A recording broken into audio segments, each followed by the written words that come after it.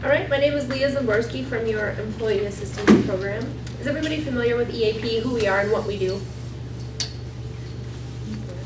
Okay, so basically we're a free counseling benefit to all Wood County employees as well as your immediate family members or spouse or dependent children or people who live in your household. And we do assessment, short-term counseling, and referral as needed. So if you have work-life balance issues, if you're drinking too much, if you're having problems with your kids, anything like that, we're all licensed counselors and we can help you sort it out or help you get connected to the right place for long-term support. You get up to 8 sessions per problem, which is a pretty generous EAP model actually that Wood County provides for you. And we're all licensed counselors, so legally and ethically we have to keep your information private, just like any other health care entity. And it's absolutely free benefit to you, so it's in your best interest to use it rather than not. So any questions about EAP? So I am a counselor with EAP. I work mostly out of the Plover office. We do have an office down on 8th Street South where a couple of my coworkers work out of. So in addition to the counseling that I do, I also spend a lot of time on site in companies like this when doing trainings and educations and leadership development and things like that. So I'm happy to be here today. And we're talking about one of my favorite topics, which is real work-life balance. So you know the idea, right? You want to find the perfect ratio of work to life. And then you keep your work life and your home life distinctly separate, right? There's a clear boundary in between. Has anybody ever mastered that fine line, found that sweet spot? No, probably not. Yeah, right? I mean, we might find it for like a day or two, but then something happens. You're engaged at work, you're present at home, you find that sweet spot, and then one thing changes and balance flies completely out the window. Have you ever had that experience? Yeah, so for me, I mean, I've had a lot of those things that kind of upset the work-life balance, but one of the major ones in my life was an unplanned pregnancy, right? I had everything like, oh yeah, this life thing, I got it, and then wham, I'm pregnant, and then I'm like, oh, I don't got it, right? So it can be anything that upsets that balance. But I want to talk about balance more in larger terms because it's difficult for me to speak specifically to your situation and tell you this is what you need to do to develop work-life balance.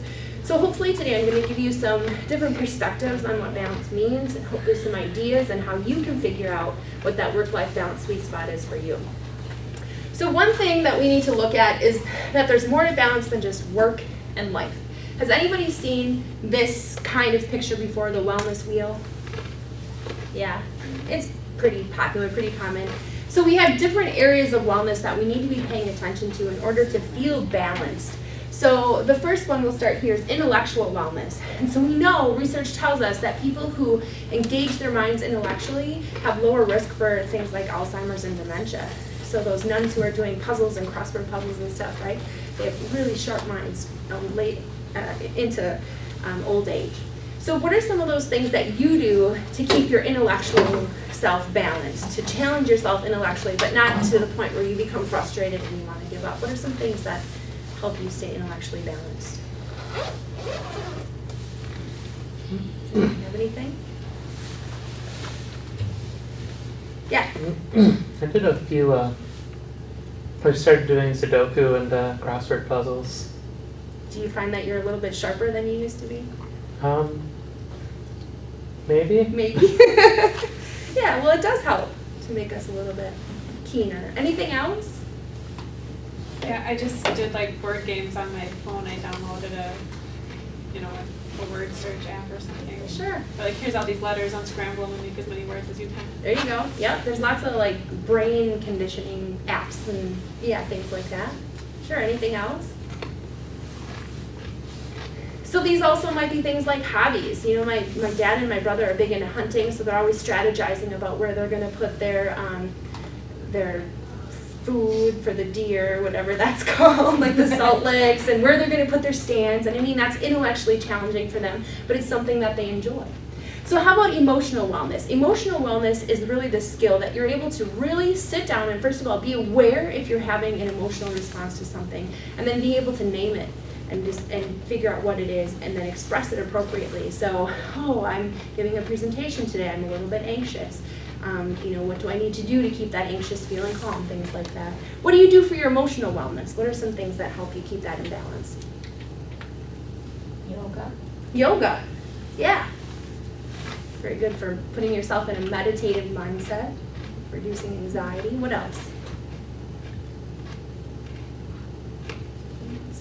I go for walks a lot. I don't know if that would be more considered physical, but where I live, Sure. it's really more mental for me.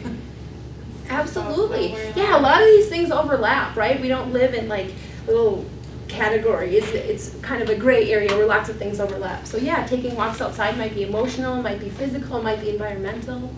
Good. Anything else for emotional? So it might be things like journaling, venting to a friend, talking to your counselor, even, you know, artistic expression with art projects or poetry, things like that. And just the skill of being able to recognize emotions and name them. Then physical wellness. We're going to talk a little bit more about physical wellness in a little bit, but that's basically things like making sure you're eating nutritious food, making sure you're getting enough sleep at night, exercising, getting your preventative checkups. What do you do for your physical wellness? I go to the Y. Good for you. All right. Anything else? Got an exercise buddy. Fantastic. Go on runs and walks. So you have the physical and also the social. Good. Yeah, one thing I just did for myself was I went to the chiropractor yesterday, and oh, thank goodness, I needed it. I feel so much better. And then social, that one's pretty self-explanatory, right? That you have healthy relationships with people. So those are people that you can depend on and people that can depend on you. And at different seasons of our life, those relationships may ebb and flow a little bit. But sometimes we can have really good friends who don't give really good advice, you know, and being able to recognize that, you know, I really care about you as a person, but that advice isn't good for me. I'm not going to take it, right? So just making sure that you are keeping yourself in a balanced kind of mindset so that you're not sabotaging your social relationships. Because usually it's our spouse or our family members who notice it first when we're not in balance, right? Because we're picking fights with them, we're angry, we're irritable. We go home and we kick the dog, stuff like that. Spiritual wellness. So a lot of people get their spiritual needs met through their faith or religious community. But really, the spiritual wellness boils down to two questions. What is the purpose of my life, and am I connected to something bigger than myself? So as you can understand, you know, people's religious community answers those two things for them. You know, their purpose is whatever they believe God made their purpose to be, and they're connected to their higher power, to their religious community, but it doesn't necessarily have to be religious. Your spiritual wellness could be things like volunteering in the community and being connected to, you know, the people in your community. It might be raising your family and finding purpose in that. So what are some things that you do specifically to keep your spiritual wellness going strong?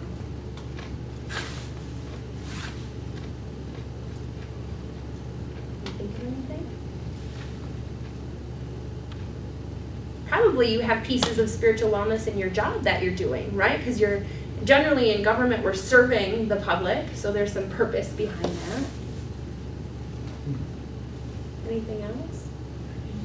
No? Okay. So just keep that in mind, that it can be religious, but it could also be spending time in nature or anything like that. The mission of your life. Then occupational wellness. This is feeling productive, like you're a part of something and that you're contributing to the greater whole, whatever that is.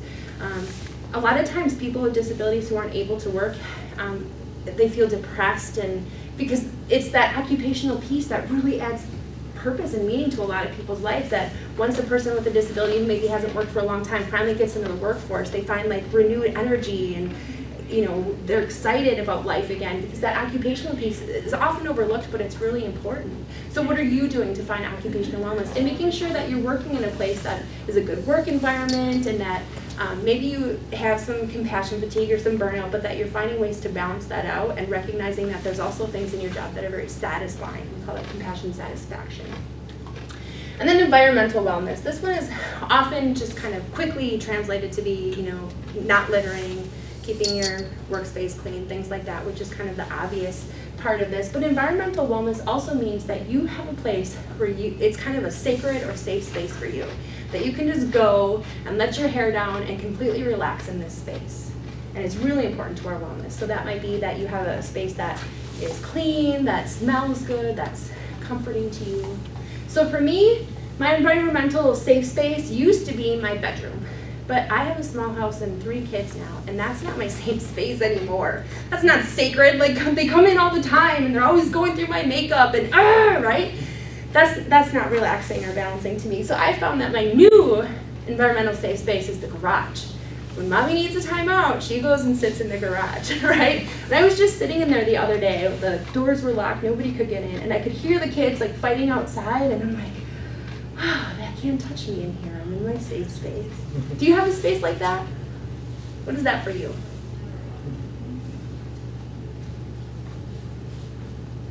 Might be space outside or in your house. Anything like that? No? All right. So when you're thinking about balance, just think about that there's a lot of areas to balance, and all of these are important. And we can focus, probably, you're really good at some of these. You know, I would say my emotional wellness is off the charts because I'm a counselor and I'm constantly analyzing emotions, right? I got that one. My intellectual wellness, I really enjoy school and learning. Spiritual wellness, but the things that I'm not so good at, physical wellness, right? Exercise is important, but where do I fit it in? So probably you're really good at some of these, and there might be some of these that you want to take an extra look at and decide, what is my next step in that area of wellness? So the next thing I want to talk about, and you do have a handout in front of you, if you want to follow along and take some notes and maybe start thinking about what is your next step for developing balance, and how are you going to incorporate some of these areas into your plan. There's a season for every activity under the sun, a time to be born and a time to die, a time to plant and a time to uproot, a time to weep and a time to laugh, a time to keep and a time to throw away, a time to be silent and a time to speak. So is that familiar to anybody? It's a famous song. It's taken from the book of Ecclesiastes. There's also teachings in Buddhism that kind of have the same idea of seasons of your life. Right, so what is your life season right now? Because there are times in our life where we need more. We need more fulfillment, we need more activity, we need more. And there are other times of our life when we need less. We already have too much going on and we need to offload some of that. And so for right now, you know, as a mother of 3 and a toddler who I wasn't expecting, my season of life really has to focus around raising my family. And that takes a big chunk of the energy that I have available for life, right? And then I work full time, so that's also a big chunk. So that means that my volunteer activities are pretty low right now. My involvement in my church is kind of medium, right? And that doesn't mean that it's always going to be this way, because I anticipate my kids are going to get older, I'm going to have more time, and I'll be able to do more of those things that I want to do. But right now, it's just not the season for that. So think about your life, and the question to consider on your handout is, what is your life season right now? Consider your family obligations, your health conditions, your career path, etc. Sometimes we can take more on, and sometimes we need to eliminate some responsibility. Considering your season, what's right for you right now? What will you consider taking on or eliminating, and how can you better balance your inputs and outputs?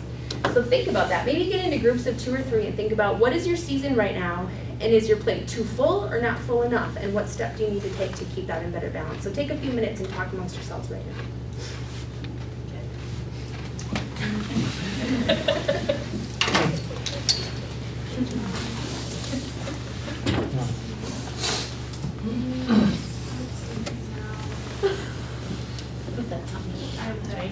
That's doing our scientific. So we're kind of analyze how much reduced our season this year. So I'm slowly figuring that out. For work? Is that what you're doing? Is that what you're doing for work now? Whenever she gets back.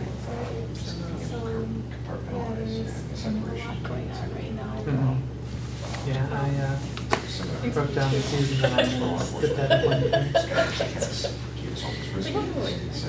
Yeah. So I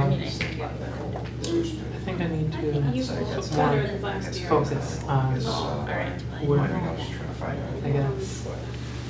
More balance on work or focus.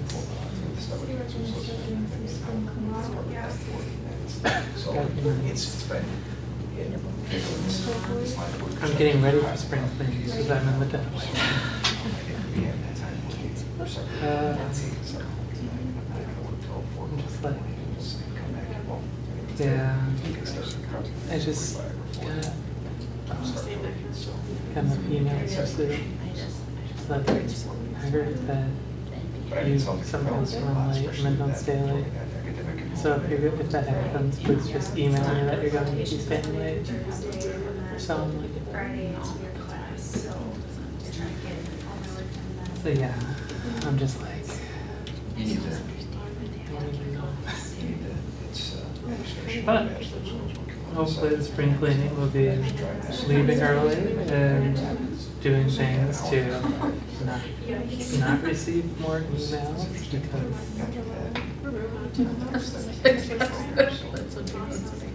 what? All right, so did everybody get a chance to That's true. analyze your season a little bit? What were some of the things you were talking about? balance. Balance? How so? We'll just have that very marketed line of this is what I need to do in this aspect of my life, and this is another. I was mentioning that there's a seminar that they put on for law enforcement. The guy that puts the seminar on, he actually gives out the rubber wristbands and says every day before you get home, no matter what career field you're in, when you get to that threshold at the house, you snap it, and you snap out from that professional role to, now granted, you're not ever going to be able to, you're going to Jekyll and Hyde, for instance, but you have a point where you're going to allow yourself certain resources Yes. to dedicate to that particular, either your vocation or your life. So, Yeah. Drawing those boundaries and saying, I'm not going to let my work infringe on this time right now. Yeah, perfect. Good. What else? And one thing I didn't mention about environment is that for some people, your transition time to and from work is that safe place for you, right? You're in the car by yourself, you can laugh, you can cry, you can talk out loud to yourself, no one's around to judge you. And for some people, that transition time is really important to their balance. I don't have that, unfortunately. What else?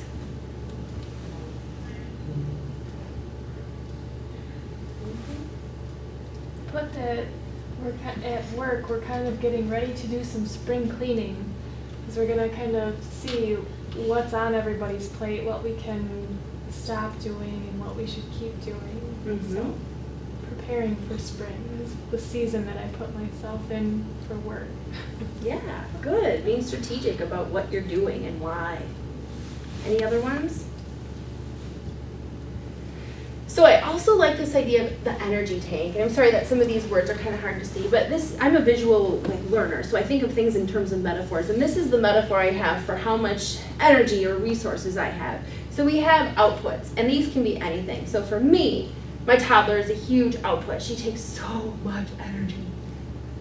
Working full time is also another thing that takes a lot out of me. Volunteering, I do a little bit, but it is taxing. My health concerns, trying to be healthy, trying to eat healthy, all that takes extra effort and time. Work stress, might be grief that you have going on, might be chronic pain, anything that's taking energy out of your tank. But then there's inputs, the things that help me to feel more energetic and like I have more to give. So exercise, I know that when I do it, it makes me feel great. My church is also something that's really uplifting to me and is definitely an input. Music has so much influence on our mood. So, when I'm having a tough day or I just need a little burst, I'll put on some of my favorite songs on YouTube and, all right, I'm back in action. Sunny days, definitely the weather has an effect on how we feel.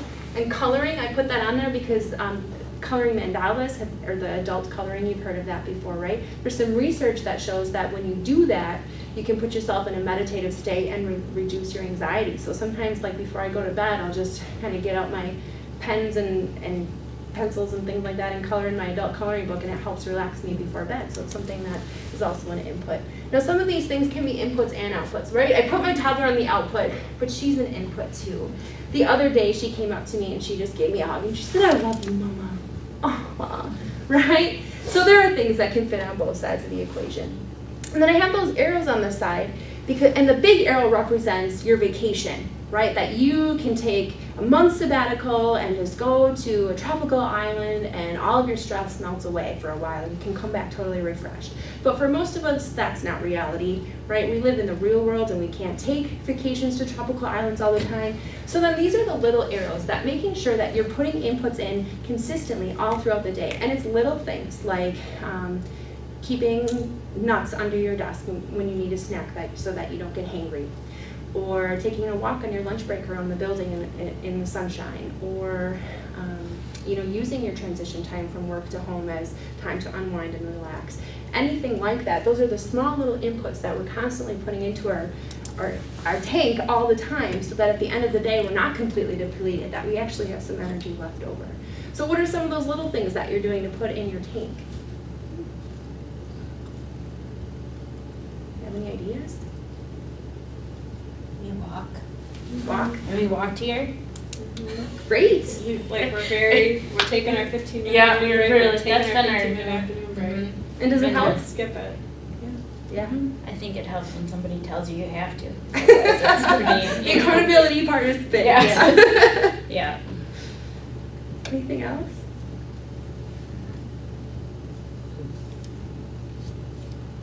So people want like the magic bullet or the magic wand answer, and there really isn't one. It's just consistently doing the things that are good for you and making it part of your lifestyle. So nice ways to say no, because we know maybe that it's not the right season for us to take more things on in our life. Our outputs are greater than our inputs. We have to create some balance. So here are some ways that you can say no. You can say, that just won't work for me. And this is one that has become my favorite.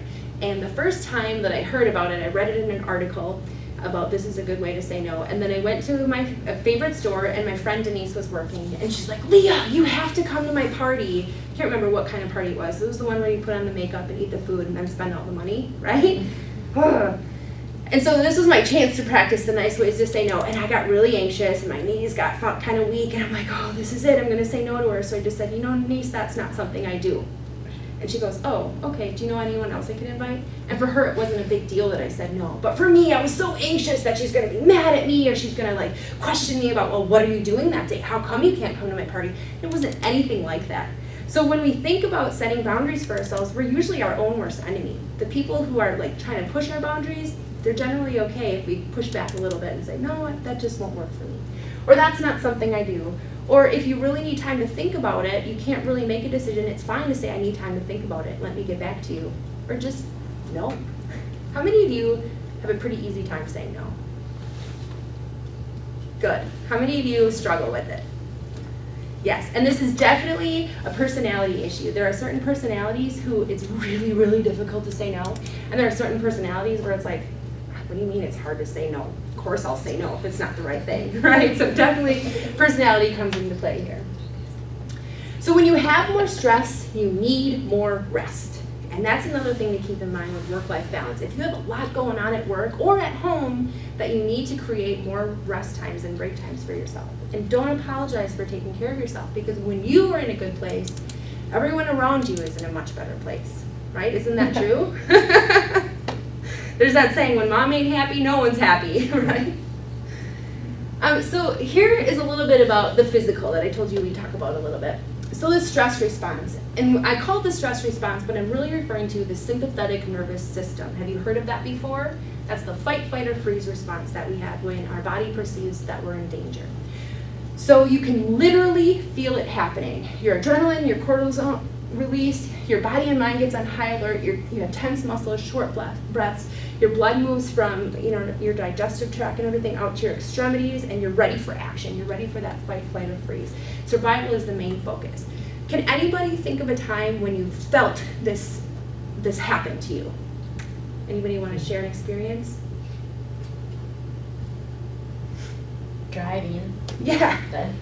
Yeah, that's the easiest one to think of, right? Somebody pulls out in front of you, or a deer jumps out, and you slam on the brakes, and you're like, right? That's the survival response, absolutely. But what we don't realize is that we're constantly getting this survival response or stress response triggered. So that might be if you know that you're running late for a meeting and you're under stress, and you're like, oh my gosh, I need to get there. That's this SNS, or stress response. Or just the other day I was supposed to do a training like this one, and I missed my exit, so I had to go all the way around, so I cut it so close, and I came in there and I was like, oh, I made it, right? But I was having that stress response. So chronic stress causes chronic health problems, because when we have that cortisol and we have that adrenaline flowing around in our body too much, it causes an acidic body environment, which causes inflammation. Too much cortisol makes it difficult to sleep at night, so we sleep really restlessly because we have that high cortisol level. Digestion slows down because when you're in that stress response, digestion isn't a priority for your body. Survival is, so that when that digestion slows down, your food sits in there a little while, it ferments, it causes toxicity to build up.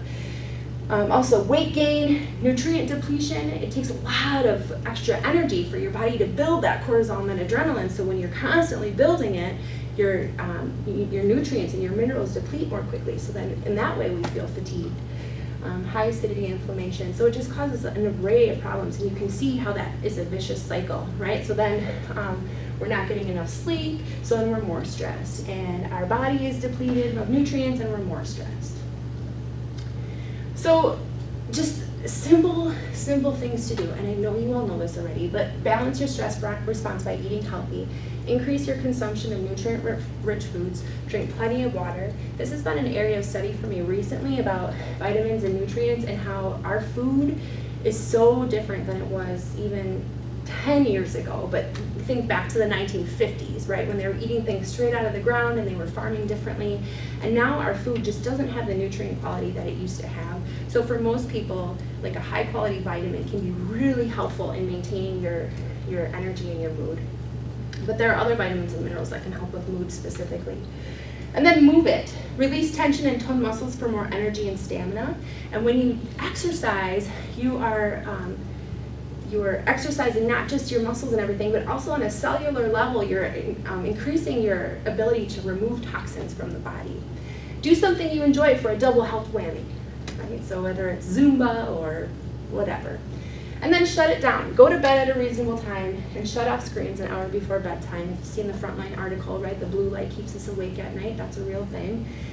Go to bed at a reasonable time, and it's really important to maintain consistent sleep routines, because when you maintain a routine, you teach your body when to surge the different hormones, so that before bed your melatonin surges and your cortisol goes down so that you can fall asleep, and then throughout the night they switch. Your melatonin goes down and your cortisol goes up so that you can wake up in the morning. But if your routine is very variable, people have difficulty falling asleep because your melatonin doesn't rise at the right time. So people often take melatonin for sleep problems, and that can help if you're having trouble falling asleep. It doesn't help if you're waking up at night. If you're waking up at night, it's probably because your cortisol is too high, right? So you need to lower your stress levels so you can stay sleeping throughout the night. And there are things that can help with that too.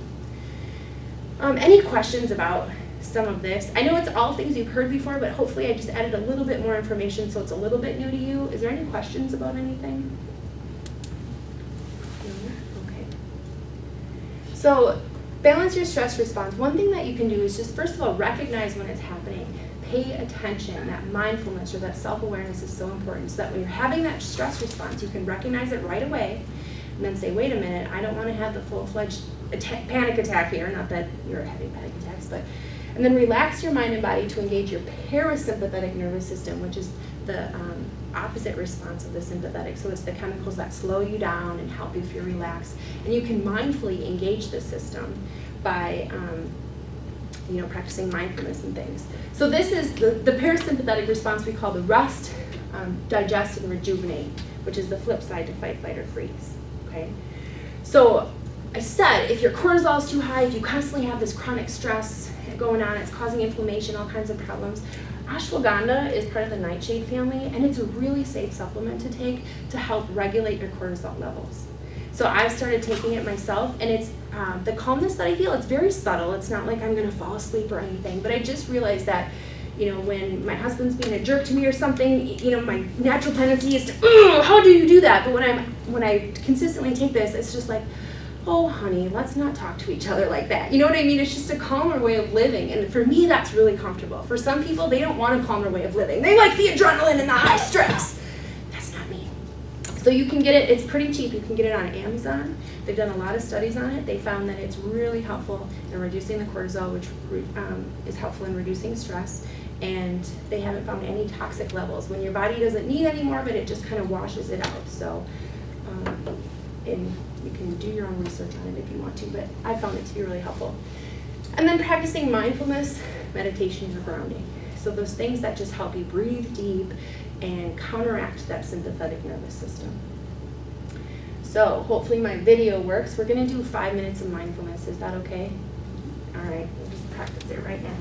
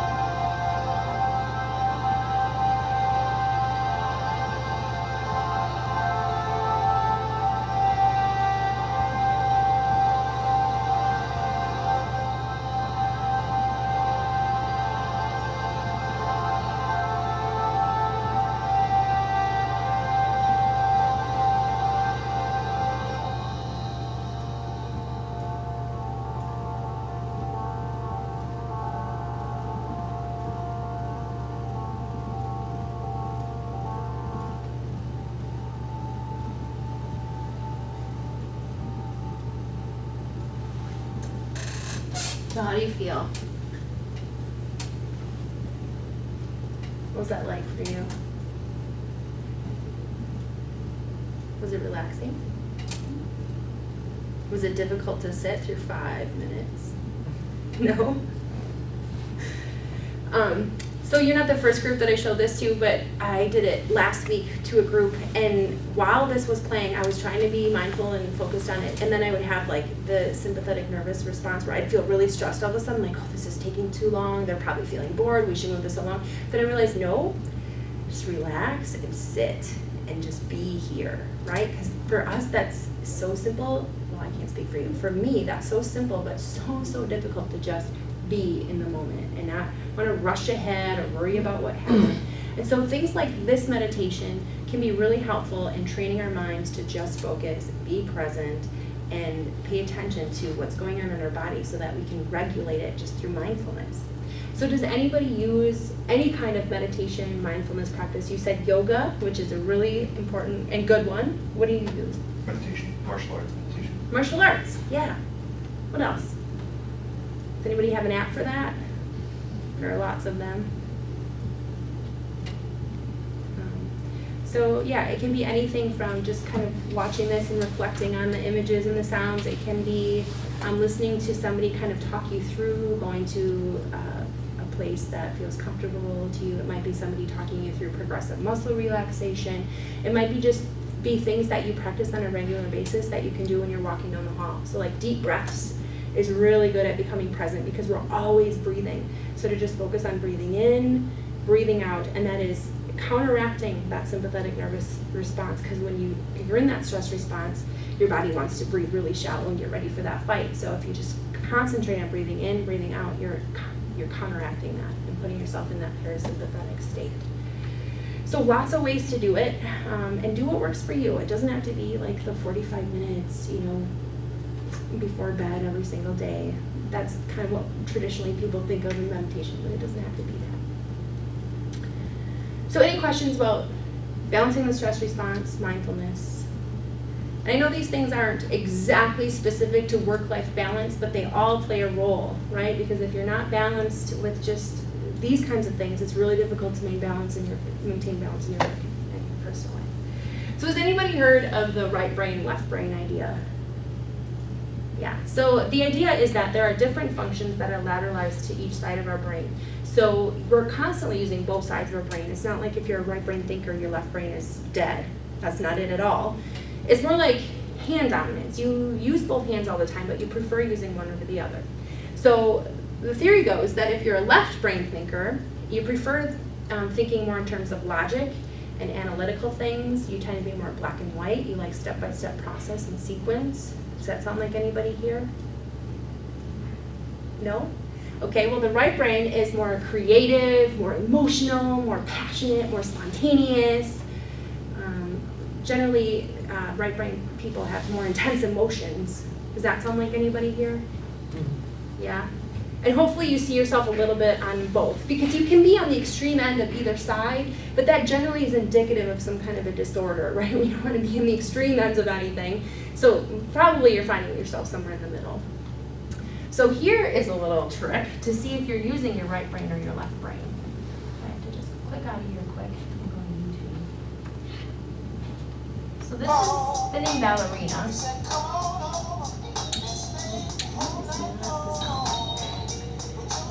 So if you see her spinning clockwise, you're thinking with your right brain. If you see her spinning counterclockwise, you're thinking with your left brain. Which way do you see her going?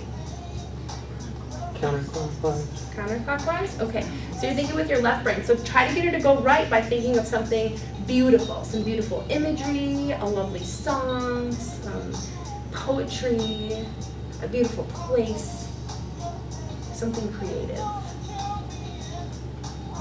Can you get her to switch? If she's already spinning clockwise, you're thinking with your right brain, try thinking with your left brain. Do some math problems. Out loud is even better. It's our language centers in our left brain. Try giving directions on how to get from here to Walmart.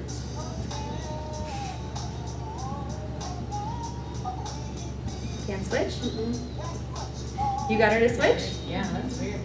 You did too?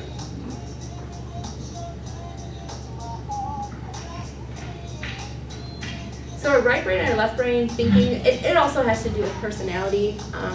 But you can definitely, the elasticity. So if, like, I'm a very strong right brain thinker, but I can develop my left brain skills, my spatial skills, my analytical skills by practicing that.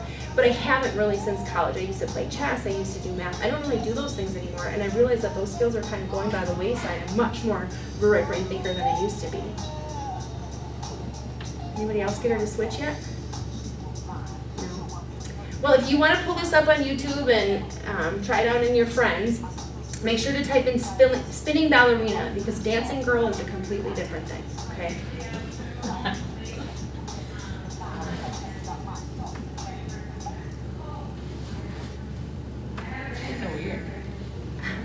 So how many people saw her spinning the left brain way in your left brain thinker? Nobody at all? That's surprising. How about right brain? Everybody's right brain. All right. Usually I'm in the minority. I like this group. All right. So emotional right or logical left. Feelings-based people are constantly processing their emotions. Like, how do I feel? And what is that doing to me? Their feelings are unstable and chaotic. So we really caution people, don't make decisions based on your feelings. Try to take a time out, get those under control, and then make a logical decision, because feelings they're just not dependable. They change so quickly. And so people who are feelings-based people tend to have a lot of chaos and instability in their life. And when they're under a lot of stress, they have an emotional meltdown, like, oh, my life is terrible, I can't take it anymore. Does that sound like you?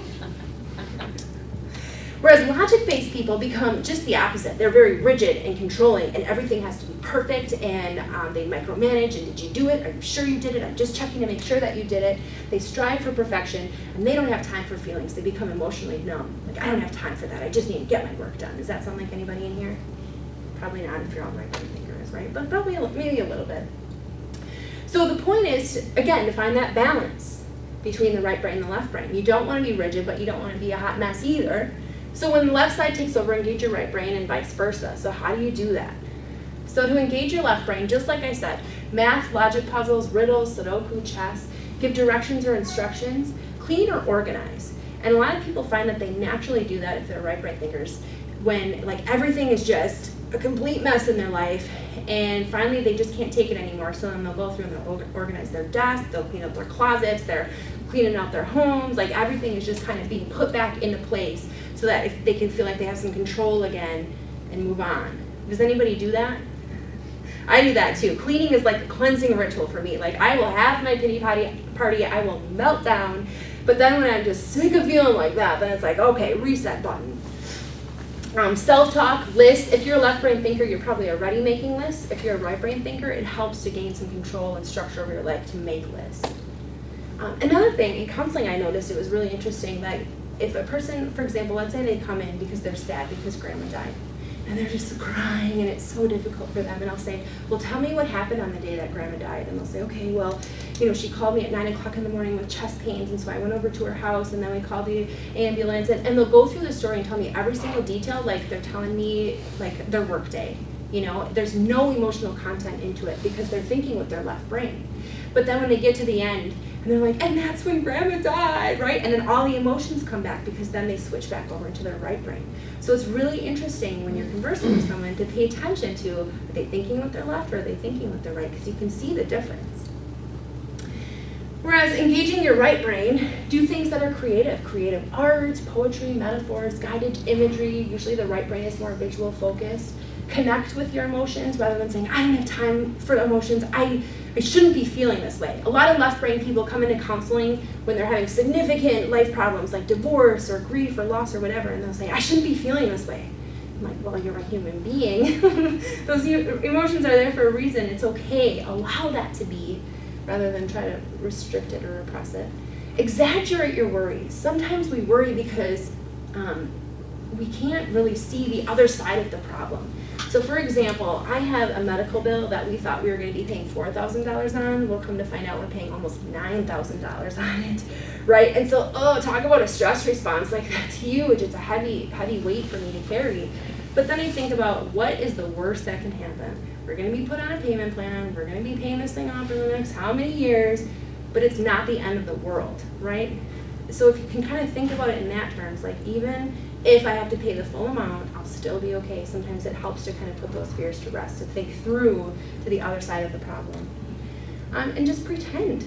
So if you have kids, you probably do this by playing Monster High, or I have 3 girls, I don't know what boys play, right? But kids are always pretending, so just play with them.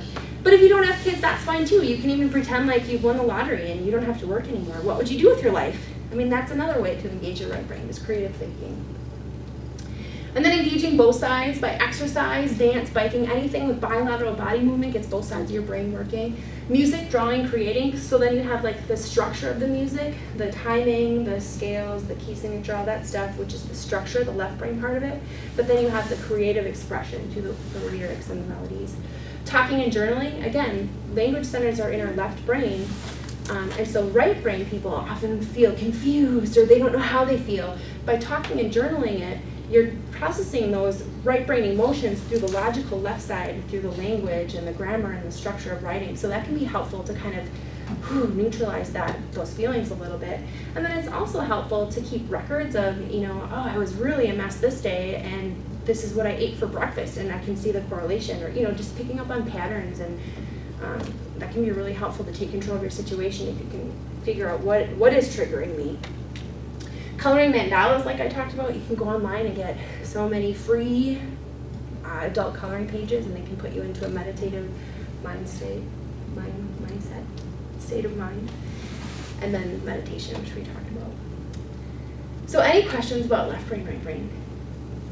I think it's pretty fun and pretty easy to use, and the spinning ballerina is really it's a fun team building kind of thing. If you just want to pull it up at a staff meeting and be like, hey, look at this, are you right brain or left brain? It's a great way to get to know your peers a little bit better. And then when you just aren't coping well, remember that EAP is here for you. We can help you make a plan specific for you of how you want to take steps to maintain more balance in your life. And some things are so far out of our control, but there are so many things within our control that we can't manage. So to finish, balance isn't the finish line, it's the journey. Because you may never completely find that sweet spot. And if you do, it probably isn't going to last long. Just continually paying attention and doing the things that are right for you. So any final questions or comments before we wrap up? No? All right. Well, thank you so much for coming, and let EAP know if there's anything we can do for you. There's some EAP cards there on the corner. You can grab some on your way out if you need to. Thank you. Thank you. Thank you.